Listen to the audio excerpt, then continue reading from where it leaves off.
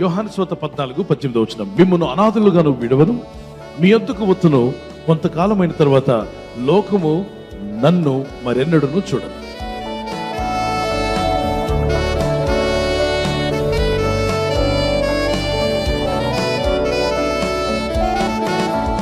యేసు ప్రభువు తన ప్రజలతో, తన శిష్యులతో చెప్పాడు, నేను మిమ్మల్ని అనాథులుగా విడవను. I will not leave you as orphans. నేను మిమ్మల్ని అనాథలుగా విడవను. I will come back to you. నేను మీ వద్దకు తిరిగి వచ్చేదను. I will send the comforter. నేను ఆదరణకర్తను మీ కొరకు and పంపుతాను. he will lead you. ఆయన మిమ్మల్ని నడిపించును. He will strengthen you.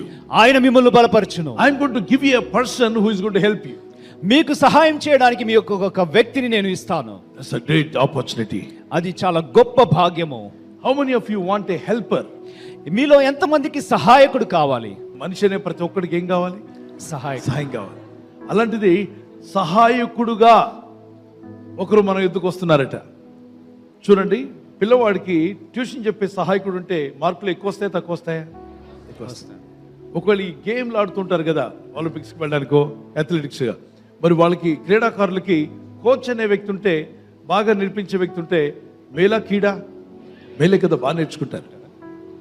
ఒక వాయిద్యాలు వాయించే వ్యక్తికి, ఇన్స్ట్రుమెంట్స్ వాయించాలంటే అతనికి టీచ్ చేసే టీచర్ ఉండడం, హెల్ప్ చేయడం, ఆ హెల్పర్ ఉండడం వల్ల బాగా నేర్చుకోగలుగుతాడు.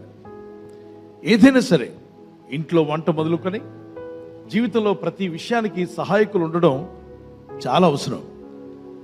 అయితే మనుషుల సహాయం కన్నా దేవుని సహాయం చాలా గొప్పదని వారు దేవునికి స్తోత్రం చెప్పగలరా? హల్లెలూయా.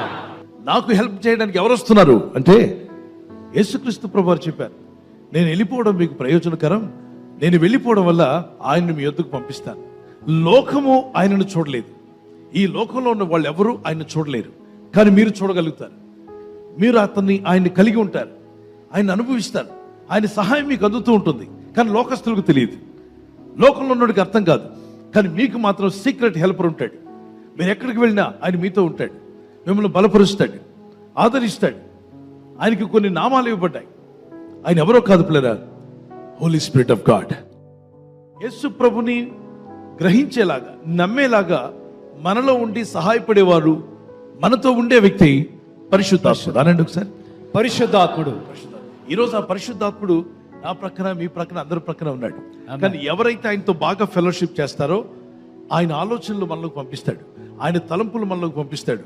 ఆయన ఆలోచనలే కాకుండా మంచి మార్గంలో మనల్ని నడిపిస్తూ ఉంటాడు.